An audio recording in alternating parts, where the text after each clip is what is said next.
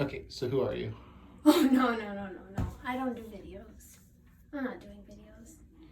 Okay, so who are you? Oh, God.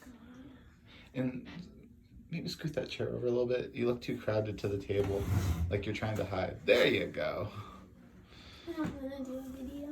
I know. So who are you? Just what's your name? My name's Lauren Kropa. I'm a physician assistant here at Medical Weight Loss. Okay. And talk a little slower. That's what Chelsea said you'd say. She said Lauren is going to kill you. Hi, my name's Lauren Kropa. I'm a physician assistant here at Medical Weight Loss. Okay. So Medical Weight Loss of Pennsylvania. I don't know which one you want me to say. How about just, hi, I'm Lauren Kropa.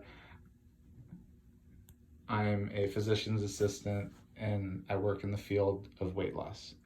Or I help people lose weight, whatever you want to say. Or Medical Weight Loss of Pennsylvania, or Medical Weight Loss Center of Harrisburg. It's a candid.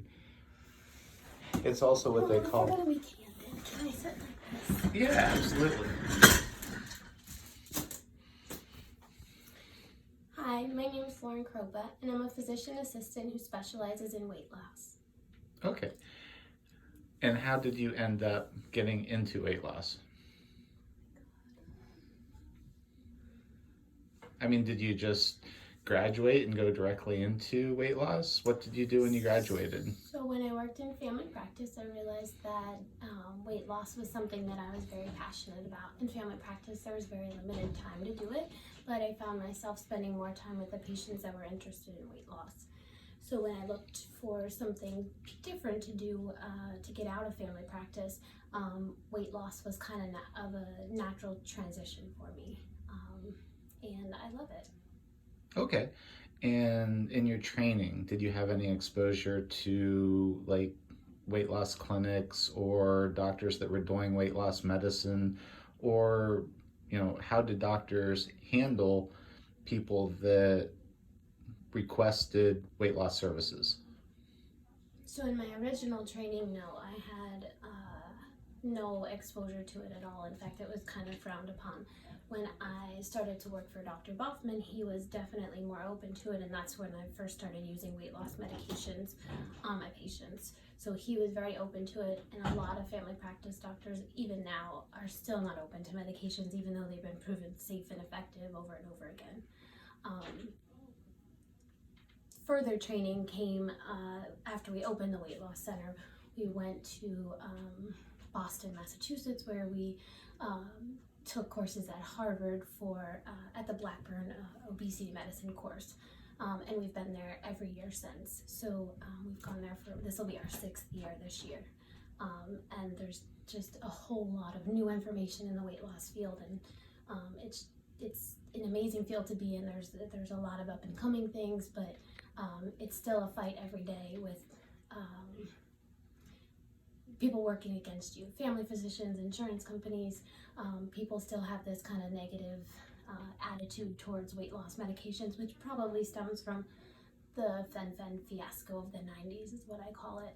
I think a lot of providers probably got burned during that and probably did use fen-phen because it was very effective, and I think that might be why why providers are very hesitant to use anything now, because they don't want the same thing to happen. Fortunately, during my training was after those years, and I trained, or when I was training for my family practice job under Dr. Rothman, he hadn't practiced during those years either, so he was very open to using weight loss medications and realize their effectiveness and their safety. So I wouldn't be here today if he didn't have an open mind about things. Okay. And what's your favorite kind of patient?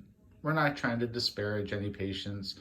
We don't want to put anybody down, but my favorite patient is a compliant patient. They don't have to have all the motivation in the world, but they do have to take their medications every day, as directed. Okay. If you're not compliant, you're going to struggle no matter what you do. And until you realize that, you're going to waste a lot of time. Okay. And again, from my experience here, um, I've come to see there's like the same five patients that we see again and again and again. And one of the patients is the person who is taking medications. Actually, the medications are right behind your head. Um, we have a list of those medicines in every room. Um, Taking medications that have caused significant weight gain. Another is, diabetics just by the nature of their disease. People with autoimmune disorder or chronic disease. I'm sorry, chronic fatigue syndrome, autoimmune disorders, thyroid problems. Those are another group of people that are just highly prone to gaining weight. Then you have the people that have, again, not to disparage any patients, but this is fairly accurate, that are almost like food addicts.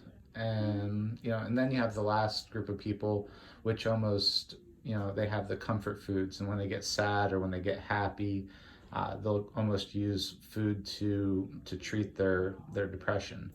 Out of those patients, and I missed the hormonal patient, the patient who has had no trouble maintaining their weight until they hit menopause, and then after menopause, they suddenly, have huge problems maintaining and managing their weight.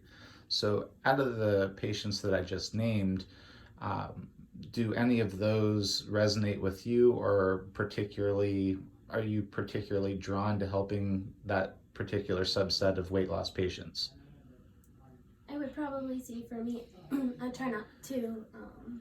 I don't think of it exactly the same way as you do with the 5 different patient types. I kind of look at everybody's situation as unique, but I think one of the things that I see over and over again is patients who are put on Zoloft or Paxil or Celexa and told, this medicine will work for you and it's not going to cause weight gain, which is just completely untrue.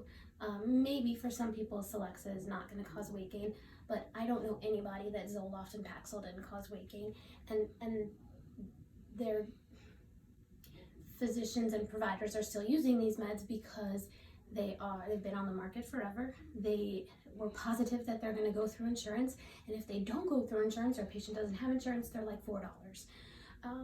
But I really think we're doing patients a disservice, and I could probably tell you that at least 50% of my patients, probably much more than that, either come to me on Paxil or Zoloft, or Paxil or Zoloft was in their history and a reason why they had gained weight in the past. I have patients that I'm seeing currently that go to their family physician saying, look, I'm trying to lose weight, I'm taking these medications, but I'm still struggling with depression, and the provider puts them on Paxil or Zoloft, and I just think it's a major disservice. There's so many other meds out there, not so many, there are a few other meds out there that may not cause weight gain, or only cause weight gain in a certain percentage of people, not almost everyone. And I think that if we can kind of avoid some meds that cause massive weight gain, or cause weight gain in almost everyone, that patients would be doing a whole lot better.